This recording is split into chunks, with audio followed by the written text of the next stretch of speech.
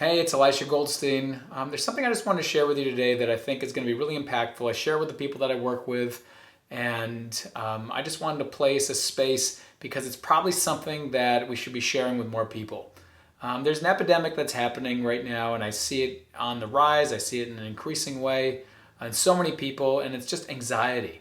There's fear-based neurophysiological and emotional reaction. It's a particular energy that controls our decisions and limits us in living the life we want to live. You know, a lot of people don't know this about me, but when I was about 22 years old, one night I just kind of like woke up with this incredible fear. It was this panic, and I didn't know what was happening, but one thing I was certain of was I was about to die. And so I drove myself to the hospital, like barely being able to look over the steering wheel. And by the way, I absolutely do not recommend that. And you know, while the person was there and giving me papers to fill out, and I'm like, don't you know I'm gonna die? How can I fill out these papers? You know, over time it was starting to subside, and later on the doctor told me that this was just a panic attack. And I realized that, wow, that was just really made me believe that I was going to die. And so what is anxiety? People come in and say, what is anxiety? You know, I feel like it's running my life. So anxiety, I just want to share with you one model of what anxiety is because I think it's going to be really powerful. And if you, for yourself, if it's impactful for you, it's probably something you should share with other people. So anxiety is a conditioned loop of thoughts, emotions, sensations, and behaviors. And so what happens is an event happens, whether it's an internal event, like, you know, your heart's getting a little, going up a little bit, your heart rate's going up a little bit, or you have certain negative, fearful thoughts, or your hands are starting to be sweaty, or maybe it's actual event that happens outside. What happened, the brain interprets that as bad or fearful or something to be afraid of.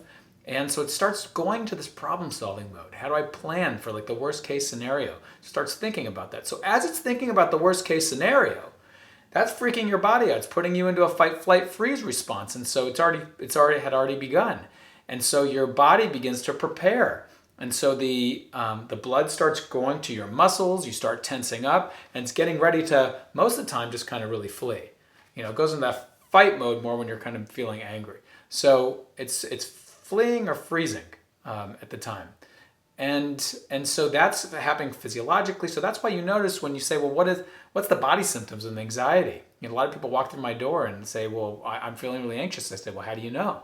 And there's an increased heart rate, typically sweaty palms. There's tension in the body. Sometimes there's a lightheadedness or a dizziness that's there. Sometimes even an out-of-body experience that's there.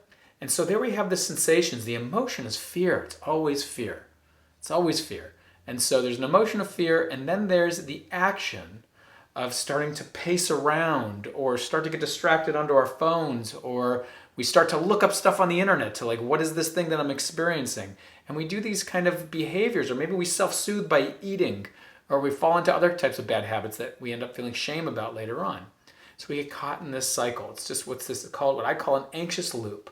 And the important thing to know about this anxious loop is that you're not your fear. You are not your fear. You're not your anxious thoughts, not even the ones that tell you you are. It's a neurophysiological reaction that's happening. And once you realize that, we can begin to relate to it differently. And there's so many different ways to do that. But the most important thing for you to begin to recognize is that this is something that's happening within you. It's not you. And so just kind of notice that you are not the fear. Fear is something that's arising within you, and you can learn to relate to it differently to be able to soothe it and calm it down.